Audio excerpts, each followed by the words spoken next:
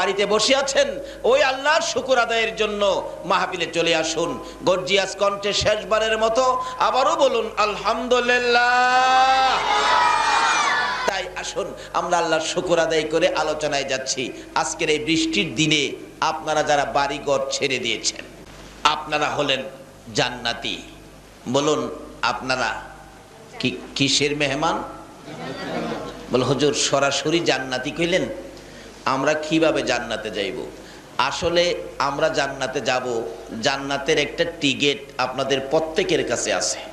এটা প্রমাণ হলো আজকে যারা মাহফিলে বৃষ্টির মধ্যেও আসতেছেন, আচ্ছা বলুন তো, নামাজ পড়েন নাই এমন মানুষ থাকতে পারেন, রোজা রাখেন নাই এমন মানুষ থাকতে পারেন, কালিমাটা পড়েন নাই এমন মানুষ কি এখানে আছেন? কালিমা পড়েন নাই। সমস্তটা পৃথিবী সৃষ্টি করার পিছনে হলেন আমার আপনার নবী।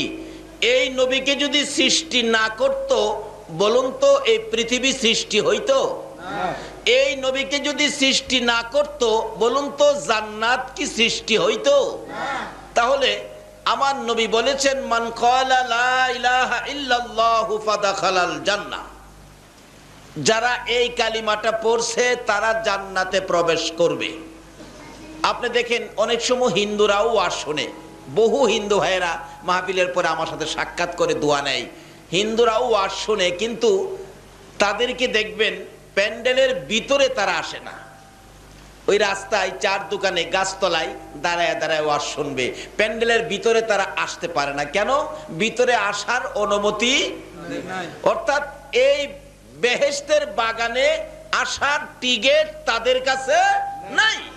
বল হুজুর আমরা যাইতারুমনি? অবশ্যই যাইতারবেন, কারণ কালিমাটা যখন পড়ছেন তাইলে জান্নাতে যাইবেন। আল্লাহু আকবার বলুন।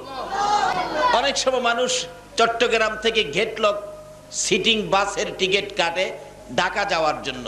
আচ্ছা বলুন তো, যারা সিটিং বাসের টিকিট কাটছেন ঢাকা যাবেন, টিকিট কাটার পরে এখন তো বাসে ওইটা আপনারা ঢাকার উদ্দেশ্যে বসেন, কোনো ভাই বৈশাই ঘুমায়া যায়, কারণ ফার্স্ট ট্রিপ সকালবেলা বাস ধরছেন তো ঘুমিয়ে গেলেন। আচ্ছা বলুন তো, এখন কি ঢাকা যাওয়া ঢাকা নেওয়ার দায়িত্ব কি এখন আপনার? দায়িত্ব কার হলো? ওই ড্রাইভারের। গাড়ির স্টাফ। আপনি যদি ঘুমায়ও থাকেন, ড্রাইভার দেখবেন আপনাকে নিয়ে ঢাকা পৌঁছাবে। আমার আল্লাহ বলেন, জান্নাত বানাইলাম নবীর জন্য, জান্নাতের টিকিট বিক্রি করার জন্য দিলাম আমার নবীকে। জোরে জোরে কান সুবহানাল্লাহ। নবী এই টিকিট বাড়ি বাড়ি নিয়ে ঘুরতেন আর ডাকতেন, ইয়া আইয়ুহান নাস কুলু লা ইলাহা ইল্লাল্লাহ তুফলিহুন। আজকে এই জান্নাতের টিকিট নবী আমাদের কাছে দিতে যায়া বলুন নবী কষ্ট করেছে কিনা? এমন কষ্ট, যেই কষ্টের পর কষ্ট আমার নবী সহ্য করতে না পাইরা মায়ের দেশ বাবার দেশ ছেড়ে মক্কা থেকে মদিনায় পর্যন্ত হিজরত করতে হয়েছে। এমনকি মদিনা যাইয়াও আমার নবী সুখে শান্তিতে থাকবে সেটা পর্যন্ত কাফের বেঈমানেরা দেয় নাই। মদিনাতে পর্যন্ত আমার নবীরে কষ্ট দিয়েছে। যেই নবী মায়ের দেশ বাবার দেশ ছেড়ে আপনার আমার জন্য বেহেশতের টিকিট বিক্রি করে আজকে সেই নবীর কথা মানা, সেই নবীর পক্ষে থাকা, বলুন তো আমাদের দরকার আছে কিনা? কাজী আজকে জান্নাতের টিকিট কনফার্ম হবে যারা নবীর মায়ায় নবীর মহব্বতে মাহফিলে দৌড়ায় আসবেন। চলক বৃষ্টি সাহাবীরা যদি ওই জান্নাতের টিকিটটা কনফার্ম করে দুনিয়া থেকে জান্নাতের খবর পেয়ে কবরে গিয়েছেন, ওই রক্ত দিয়ে জীবন দিয়ে তা যদি কনফার্ম করতে পারেন, আমরা কি একটু বৃষ্টির ফোঁটা গায়ে লাগায়া জান্নাতের টিকিট কনফার্ম করতে রাজি আছি না? বাবারা ভাইয়েরা আসুন, এই দেশটা ছেড়ে দিতে হবে। বৃষ্টির মধ্যে যদি কেউ মরে যায়, বলুন বৃষ্টি ভাইবা কি কাউরে ঘরের মধ্যে 8 দিন কারো লাশ রাখছে নাকি? বৃষ্টিতে মরে দেখেন আপনাকে এই বাড়িতে থাকতে দিবে না, নিয়ে যাবে কবরস্থানে, উপরে তিরপাল দিবে না, হয়তো টিন দিবে, গর্ত করবে, কিন্তু বিদায় করে দিবে। বৃষ্টি হইলেও আপনাকে রাখবে না। বৃষ্টির মধ্যে যদি কবরস্থানের ব্যবস্থা করতে পারেন, আজকে জান্নাতের টিকিট যেখানে কনফার্ম করা হবে এখানে কেন আসবেন না? ওই তো আল্লাহর বান্দারা আসতেছেন। আল্লাহ তুমি কবুল করো, সকলে বলুন আমিন। বাবারা এই কালিমাটা আপনারা সঙ্গে রাখেন, কারণ টিকিট, জান্নাতের টিকিট হিসাবে এই কালিমাটা আমার রাসূল আমাদের কাছে বিলি করেছেন। এই বিলি করতে গিয়ে রাসূল যে কত কষ্ট করেছেন তাই আলোচনায় যায়। এই কালিমাটা সঙ্গে রাখলেই আমরা জান্নাতি হব, কারণ এই কালিমা নিয়ে আমার নবী কষ্ট করেছেন। আর বাড়ি বাড়ি ঘুরতেন আর ডাকতেন, ইয়া আইয়ুহান নাস কুলু লা ইলাহা ইল্লাল্লাহ তুফলিহুন। বাড়ি বাড়ি ঘুরতেন আর ডাকতেন, হে মানুষ তোমরা পড়ো লা ইলাহা ইল্লাল্লাহু মুহাম্মাদুর রাসূলুল্লাহ। কারণ এই কালিমাটা হলো জান্নাতের টিকিট। এই টিকিট যার কাছে আছে রাসূল বলছেন সে জান্নাতে যাবেই। এই টিকিট নিয়ে যদি দুনিয়ার গাড়িতে উঠতে পারেন, আপনাকে এক টানে জান্নাতের দরজায় নামিয়ে দিবে। চট্টগ্রামের সিটিং গাড়ি, টিকিট কাইটা ওইটা ঘুমায়া গেছেন, ড্রাইভার এক টানে নিয়ে নামায়া দিলেন। এই কালিমা যারা পড়ছেন, এই জান্নাতের গাড়ি জান্নাতের গেটে পর্যন্ত পৌঁছে দেওয়ার দায়িত্ব হলো নবী মুহাম্মদুর রাসূল। এই কালিমাটার মধ্যে কত সুন্দর জিনিস। জান্নাতে যাবেন, কালিমার প্রথম অংশ হলো লা ইলাহা ইল্লাল্লাহ, দ্বিতীয় অংশ হলো মুহাম্মাদুর রাসূল। প্রথম অংশের, এই কালিমার প্রথম অংশের মধ্যে আছে 12টা অক্ষর। বলুন কয়টা অক্ষর? 12টা। দ্বিতীয় অংশ নবীজির নামের মধ্যেও আছে 12টা। কি সুন্দর অক্ষর! আল্লাহ বলেন, বন্ধুগো আমার নামের 12 অক্ষরে কোনো নক্তা নাই, কোনো ফোঁটা নাই। বন্ধু তোমার নামের 12 অক্ষরেও কোনো নক্তা, কোনো ফোঁটা নাই। প্রশ্ন আসতে পারে, হুজুর ফোঁটা দেয় না কেন? ফোঁটা তো আরবি, ফোঁটার মধ্যে কোনো দোষ নাই। কিন্তু দোষ নাই, আমরা অনেক সময় দোষ লাগাই। যেমন সামাজিকভাবে কোনো বিচার আচার বসলে, কিন্তু সালিশ দরবার বসলে দেখবেন কেউ যদি উল্টা পাল্টা কিছু কথা বলতে চায়, বিচারকরা ধমক মারে, এই বেটা এই কথা যা কইতাছ সোজা কইরা কয়, নক্তা লাগাইয়া কথা কসকে, নক্তা লাগাইস না। তাহলে বুঝা গেল নক্তাটা দুনিয়ার মানুষ বেজাল হিসাবে ব্যবহার করবে। এই জন্য আল্লাহ বলেন, আমি আর আমার বন্ধুর নামের মধ্যে কোনো নক্তা নাই। কেন? এটা জান্নাতি টিকিট, জান্নাতি মন্ত্র, এর মধ্যে কোনো বেজাল থাকতে পারে না। দেখবেন প্রথম অংশে 12 অক্ষর, দ্বিতীয় অংশে 12 অক্ষর। 12 12 কত? 24। বলুন দিনে রাইতে কত ঘন্টা?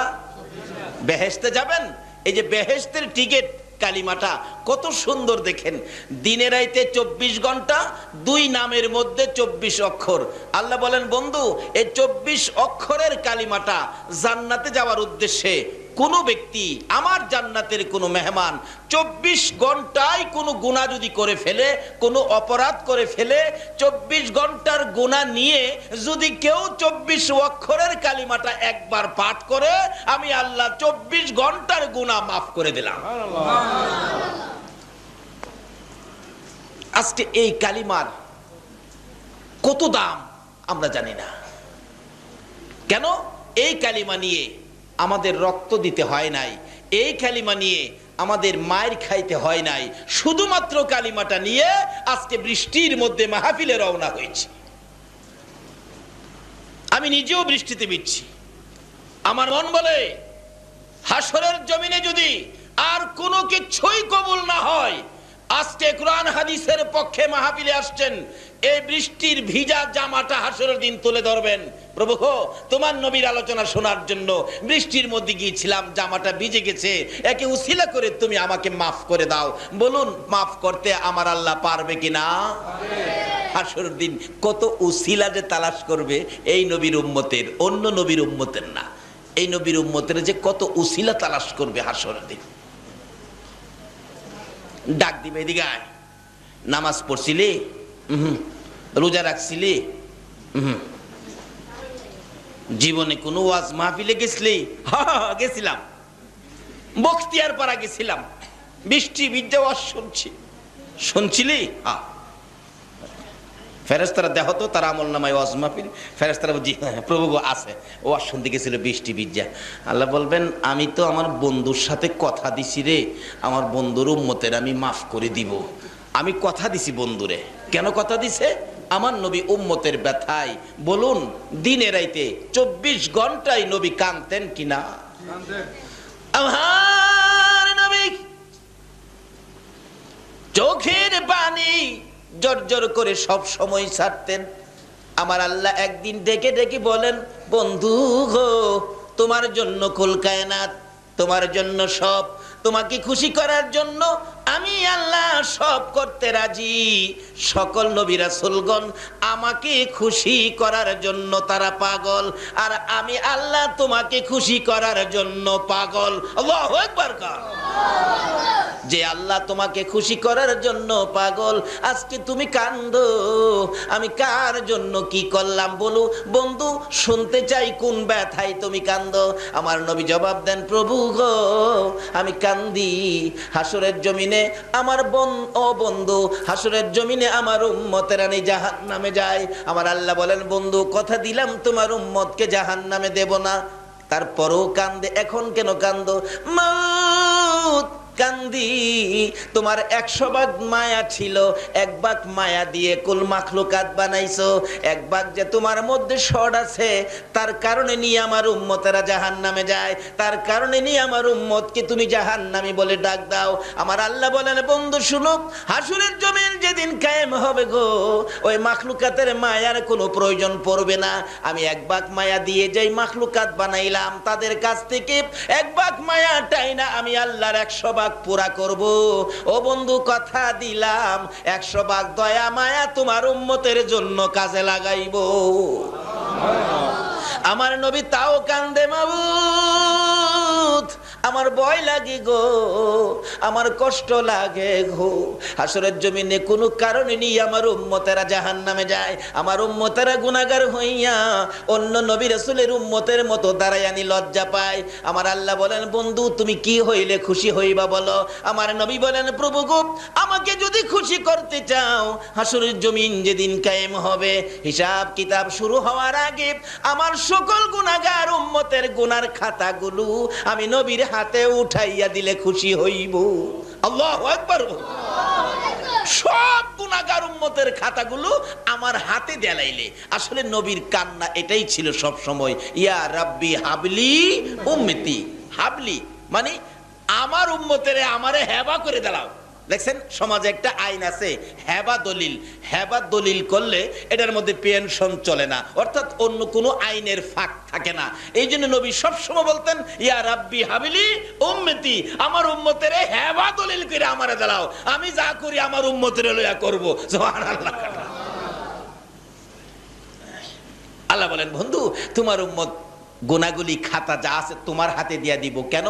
আল্লাহ গো, কারণটা হলো হাসরের ময়দানে অন্য নবী রাসূলের উম্মতেরাও গুনাহগার হবে। আমার উম্মত গুনাহগার যদি প্রকাশ পায়, তাহলে আমি নবী লজ্জা পাবো। অন্য নবীরা বলবে, ও আখিরি নবীর উম্মত যদি গুনাহগার আছে, এই কথাটা শুনলে আমি লজ্জা পাবো। কাজী গুনার খাতাগুলি আমারে দিয়ে লাইবা, যাতে অন্য নবীরা আমার উম্মতের খবর না জানে। আমার আল্লাহ কয়, বন্ধু তোমার উম্মতের খবর হেই নবীরা জানবো, হেই নবীর উম্মতে জানবো, এটা তুমি জানলা কেমনে? আমার নবী কয়, খোদা গো, জানছি যে সকল নবী রাসূল এবং নবী রাসূলের উম্মতের খবর আমার উম্মতে জানে। বলুন তো, আদম থেকে নিয়ে হযরত ঈসা আলাইহিস সালাম পর্যন্ত সকল নবী রাসূলের কি হইছে না হইছে আখিরি নবীর উম্মতে জানে কিনা? জানে। আদম নবীরে যে বেহেশতেতে বাইর করে দিছিন, আপনারা জানেন না? জানি। জাকারিয়া আলাইহিস সালাম রে করাদ্দা সিরা 2 ভাগ কইরা লাইছিন, আপনারা কি জানেন না? জানি। এইভাবে সবগুলি জানে। আল্লাহ কয়, বন্ধু হেরার খবর তোমার উম্মতেরে জানাইছি, তোমার উম্মতের খবর হেরারে জানাইতাম না। হেরারে জানাম দূরের কথা, ছেলে যদি অপরাধ করে তোমার উম্মতের, আমি বাবার কাছে কমু না। মেয়ে অপরাধ করছে, মার কাছেও কমু না। চেয়ারম্যান সাহেব অপরাধ করছে, এমপি সাহেবের কাছে কমু না। যে অপরাধ যেহেনেই করুক, খালি যদি চুপে চুপে আমারে কয়, আল্লাহ কামটা ভালো করছি না। বন্ধু আমি ছেলের অপরাধ মারে জানাইতে রাজি না, ছেলের অপরাধ বাবারে জানাইতে রাজি না, ভাইয়ের অপরাধ ভাইয়েরে জানাইতে রাজি না। তোমার উম্মতেরে আমি মাফ করে দিব। আমার নবী বলেন, প্রভু গো, তা কি তুমি করবা? ও বন্ধু কথা দিলাম, ভাইয়ের খবর ভাই জানবে না, মেয়ের খবর মা জানবে না, বাবার খবর ছেলে জানবে না, ছেলের খবর বাবা জানবে না। আমি এইভাবে ক্ষমা করে দিব।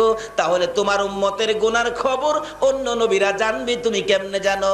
ও বন্ধু, খুশি হও, শুই না যাও, কথা দিলাম আমি আল্লাহ, হাসরের জমিনে তোমার উম্মতের খবর অন্য নবীরা জানবে দূরের কথা, আমি তোমাকেও জানতে দিব না। আমি আল্লাহ গোপনে গোপনে মাফ করে দিব। জোরে কান সুবহান। এই নবী পায়া বলুন আমাদের ভাগ্য খারাপ না ভালো? জান্নাতের টিকিট। আপনারা জান্নাতি, যাদের কাছে কালিমাটা আছে আপনারা জান্নাতি, নিশ্চিত জান্নাতি।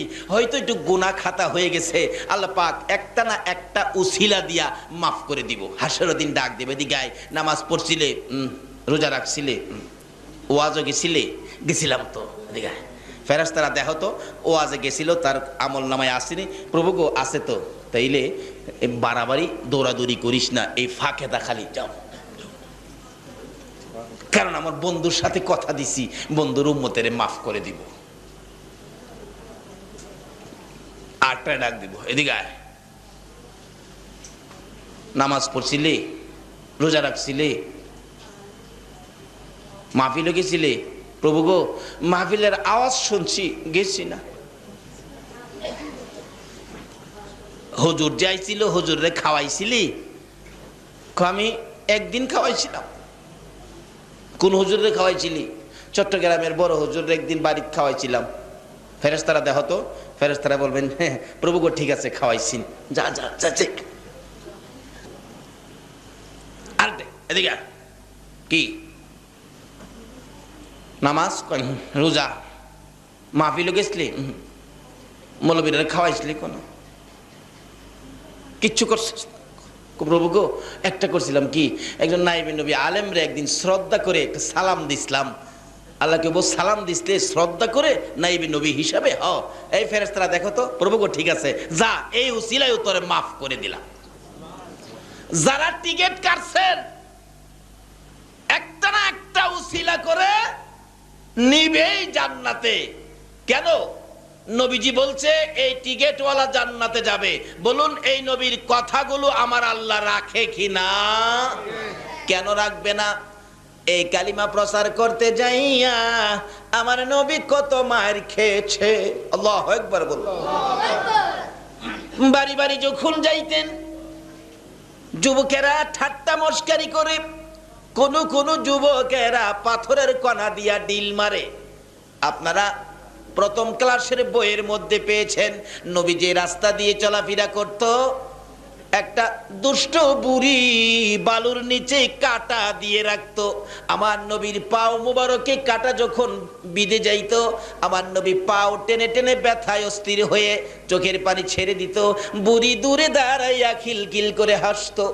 আমার নবী এইভাবে কষ্টের উপর কষ্ট যখন শুরু হয়, একদিন মা খাদিজাতুল কুবরা রাদিয়াল্লাহু তাআলা আনহা বলেন, নবীজি গভীর রাতে আমাকে ডেকে ডেকে বললেন, খাদিজা রে, ও খাদিজা, এই জান্নাতের টিকিট নিয়ে যখন আমি বাহির হয়ে যাই আমাকে লোকেরা গালি দেয়, রাস্তায় কাটা দেয়, পাথরের কণা দিয়া ডিল দেয়।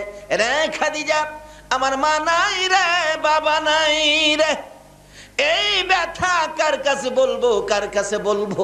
ও খাদিজা, আমার মন চাই আমার চাচা আবু জাহেল, মক্কা নগরীর সর্দার আবু জাহেলকে যদি বুঝাইয়া কালিমাটা পড়াইতে পারি তাহলে মন কয় আমারে কেউ আর গালি দিবে না, কেউ ধাক্কা দিবে না, যেহেতু চাচা আমার সঙ্গে থাকবে। খাদিজা বলেন, নবী গো, এই আবু জাহেল আপনার কথা শুনবে না, তার মেজাজ ভালো না। খাদিজা, আমি একদিন গভীর রাত্রে যাব, যেখানে মানুষ ঘুমিয়ে থাকে, নিরিবিলি নির্জন হয়ে যায়, আমি আমার চাচাকে অনুরোধ করে বুঝাইয়া বলবো, দেখি এই কালিমাটা নিয়ে পড়াইতে পারি। নবীজি একদিন রাত্রে 12:30, বলুন কয়টায়? রাত্র 12:30 আবু জাহেলের বাড়ির সামনে ডাকতেছেন, চাচা চাচা চাচা গো। আবু জাহেল বলেন, এত সুন্দর করে চাচা, আমার তো কেউ ডাকে না, দেখি তো কে? আবু জাহেল নিজেই বলেন, দরজাটা খুলে দেখি একটা পূর্ণিমার চাঁদ উদয় হইয়া রইছে। বলুন আমার নবীর চেহারা চাঁদের চাইতে সুন্দর আছিল কিনা? হযরত আনাস রাদিয়াল্লাহু তাআলা বলেন, আনাসের মা একদিন বলতেছেন, আনাস রে, নবীরে না বলে একদিন আমাদের বাড়িতে আনবি, দাওয়াত দিয়ে আনস না, আমি নবীকে মন ভরে দেখব। মা, আমি দাওয়াত দিয়েছি, আজকে এশা পরে নবীজি আমাদের বাড়িতে আসবেন। নবীজিও দাওয়াত খাইতেন, নবীজিকেও দাওয়াত দিয়ে মানুষ খাওয়াইতেন। আনাসের মা খালি কয়, আনাস কোন সময় আসবে? এশারের নামাজ পড়ে নবীজি আসতেছে। আনাস বলেন, মা একটু পরেই নবী আসবে। আনাসের মা বলেন, আমি রাস্তায় দাঁড়িয়ে রইলাম, একটু পরে দেখি একটা পূর্ণিমার চাঁদ আসতেছে, যেই চাঁদটা আকাশের চাঁদের চাইতে আরো সুন্দর দেখা যায়। আনাসের মা বলেন, ও আনাস, কই রে বাবা, দেখা যা কত সুন্দর খেলা। কি খেলা গো মা?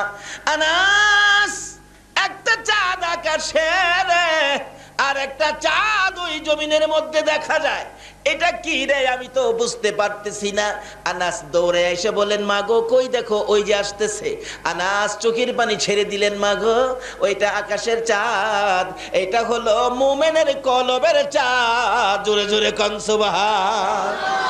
মা, এটাই হলো গো আমাদের নবী, উম্মতের কান্ডারি, গুনাহগারের বন্ধু। আনাসের মা বুড়া মানুষ, একটা চিৎকার মারছে, আনাস রে, এই যদি হয় আখিরি নবী, এই যদি হয় আমাদের নবী, এত সুন্দর চেহারায় কেমনে রে তাইবের যুবকেরা পাথর লাগাইলো?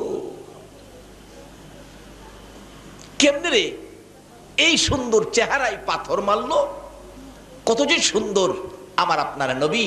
আবু জাহেল বলেন, ভাতিজা, কি ব্যাপার, এত রাত্রে আমার বাড়ির সামনে চাচা কইয়া ডাকতেছো, কারণটা কি?